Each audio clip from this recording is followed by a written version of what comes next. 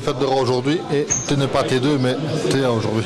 Oui, c'est juste, mais bon, ça n'a pas changé tellement là par rapport à la routine du match. C'est toujours Christophe voilà, qui est le T1, on a bien préparé le match ensemble. Enfin, bien, c'est difficile de dire bien quand on perd ce match qui était vraiment très très important pour nous. Match en deux temps, hein. Première mi-temps un peu morte on va dire, Ouais. deuxième mi-temps a tout autre visage. Oui, première mi-temps, le plan de jeu c'était de fermer les espaces pour ne pas permettre à leur pivot, qui est vraiment leur point fort, de toucher des ballons. Les attendre. Non, fermer les espaces, pas les attendre. Et je pense qu'on a confondu les deux au niveau de l'équipe. Voilà, on peut être bas dans le jeu, être agressif dans les duels. On a fait notre première faute après 19 minutes de jeu et c'est notre plus jeune joueur qui fait la faute alors qu'on est mené dans le match. Donc là, il y a un problème d'agressivité, il y a un problème de volonté, il y a un problème, je ne vais pas dire d'envie, mais en tout cas d'engagement. Et puis en deuxième mi-temps, voilà, on a corrigé le tir.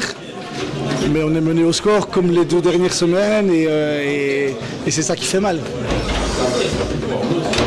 J'ai pas souvenance d'un match où tu as eu une kyrielle d'occasion, une kyrielle de frappe, le gardien en face tout jeune, expérimenté on va dire. Ouais. Ils vont rechercher des belles, ils se blessent et le gardien remplaçant, on entend ce que tu dis, je ne sais pas s'ils l'ont fait mais il va rechercher aussi pas mal. Hein. Oui, c'est certain. Maintenant voilà, on pousse parce qu'on est mené. Le gardien forcément il est fortement sollicité, donc il a plus de chances de faire des arrêts que celui qui touche pas un ballon sur le match. Voilà.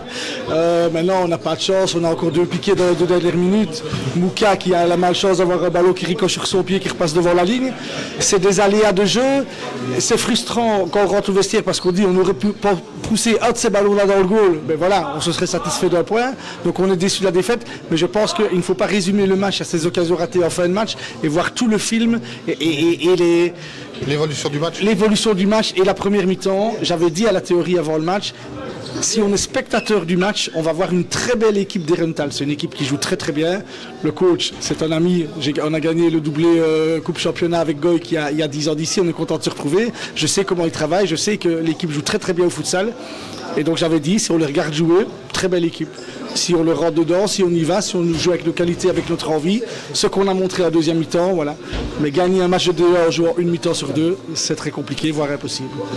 De fait, en off, on parlait d'aller boire un verre à 23h. Espérons que tous les deux soient satisfaits de la tournure du championnat parce que on joue en avance malheureusement pour nous ou pas, je ne sais pas en fonction de ce qu'on pense.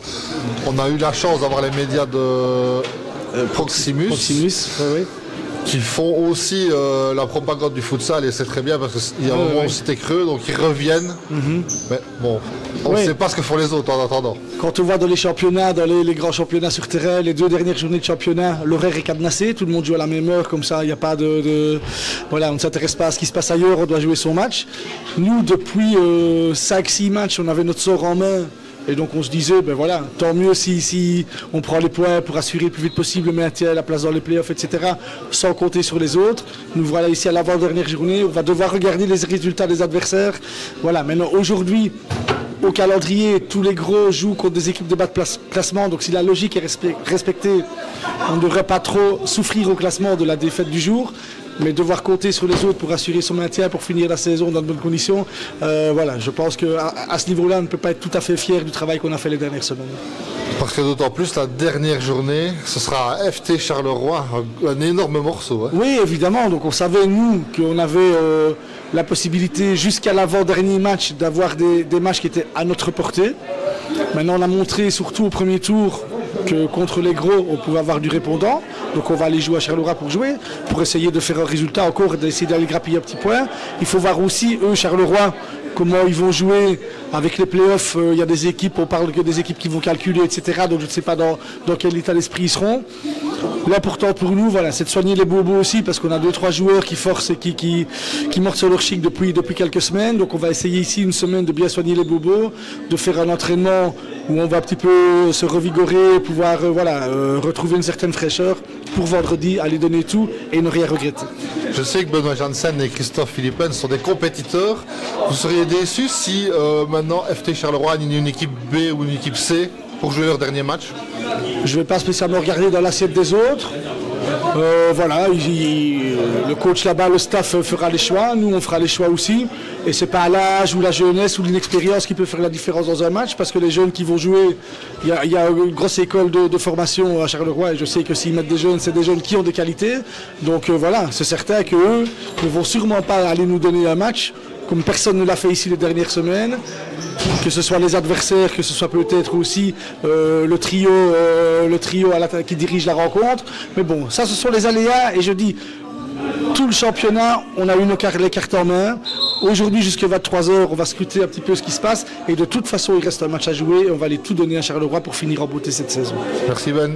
Merci Mike.